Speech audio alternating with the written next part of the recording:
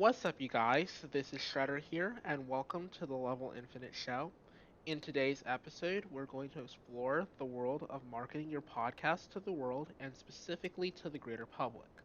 You'll also learn my 5 key strategies to take your podcast marketing far. Anyways, I hope you guys and gals enjoyed today's episode. Let's get started.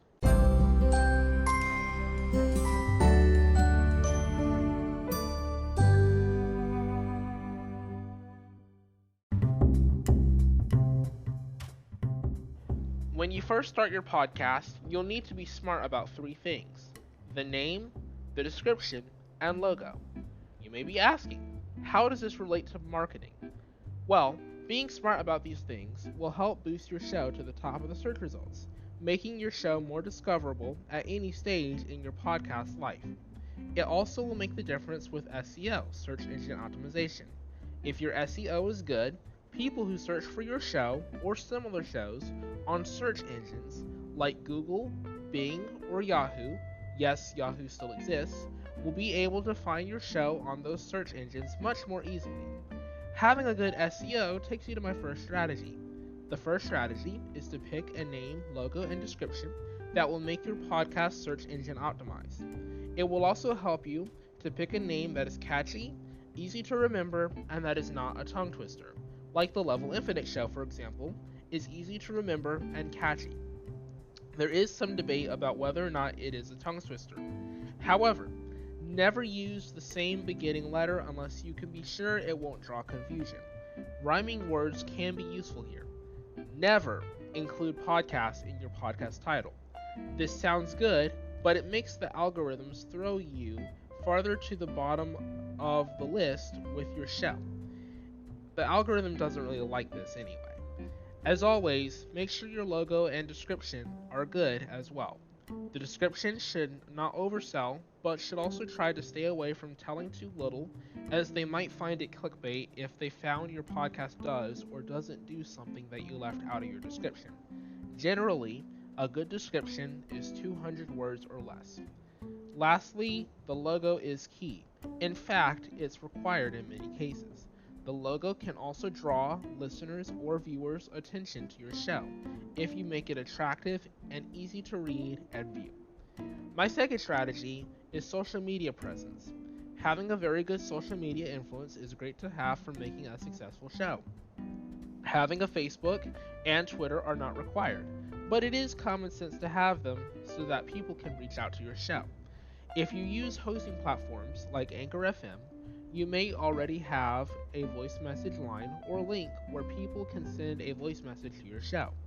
If not, you may want to consider adding a Google Voice number and share it by word of mouth during your show, so that people have a way to send it voice messages. Another thing to keep in mind is having an Instagram page and maybe even a Discord for my gaming podcasters out there. Having a good social media presence makes it easier to connect with people who want to connect with your show. My third strategy is come format prepared. This is important. This means having a way to adapt your show to different formats such as video, live stream, and more. The one thing you should always do nowadays with the rise of video podcasts is record your show as a video first and post it on YouTube or wherever you can post your content as video. Then you can and should take the episode and convert it to audio for more traditional platforms like Apple Podcasts, Amazon, or even Stitcher. This way, your podcast is available in both formats, and if a platform adds video podcasts that did not already have it before, you'll be ready to switch and won't have to re-record your episodes, which is actually virtually impossible. Live stream format is good for if you have special events, like Christmas events, or even musical performances on your podcast. A personal note, I know Spotify uses video podcasts with an option to switch seamlessly between audio and video, but the feature can only be accessed through Anchor FM, using that hosting platform. So with that being said, some video platforms that allow you to post video to certain platforms will only allow certain hosting platforms the ability to add video. Like with Spotify, you can only use their hosting service, Anchor FM, to upload video to their actual Spotify site or app. Likewise, with Apple, you can only use certain approved video people or hosting services that actually are allowed to publish video to their site. So, if you guys want to use video podcasts, you need to do your research into which hosting platform you prefer to use. Not all hosting platforms offer everything, and every hosting platform and format is different.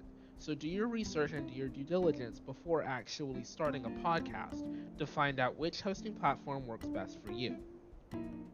My fourth strategy is to balance it out and stick to a promotion schedule.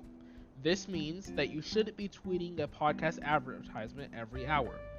Generally, as a rule of thumb, you should wait 2 hours between tweets and 1 hour between retweets. You should also try to post interesting stuff, like stuff about your day and events that are upcoming, not just for your podcast, but for some aspects of your personal life too. This actually helps with relatability to your listeners, and then listeners will be more willing to follow you. My tip is to only promote your show when there is a new episode or when your plays begin to level off or drop for a few days. This is actually very good because it helps you keep consistency and balance the types of tweets that you're sending out and what tweets you're sending out each day, and how many. This way people are more likely to follow and less likely to think that you're tweet spamming. My last tip, have fun with what you're doing. Podcasting and marketing your show are easier to do when you obviously enjoy what you're doing. If you don't enjoy what you're doing, you won't feel motivated to get out and market your show, much less make one. Also, having fun is good, but remember to vet your guests and co-hosts and filter what they do and say to some extent, depending on the podcast and your niche. You wouldn't want somebody calling a person essentially a pile of crap.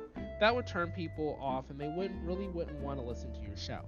Also, along with having fun is taking care of your mental health. Taking breaks from writing show scripts or recording can actually help you in the long run with managing your stress levels and can even prevent depression and other symptoms of stress. In addition to this, podcast marketing sites that actually are like blogs can actually give you guys more help in doing your research on how to market your podcast effectively. Anyways, that is all for me. If you have any questions or comments, reach out to me or my co-hosts who happen to have been doing a great job of doing episodes with me for the past season. You can reach out to us by sending us a voice message on Anchor FM. You can also email me or my co-hosts at tpoe.contact@gmail.com, and be sure to follow our podcast Twitter page. See you next time.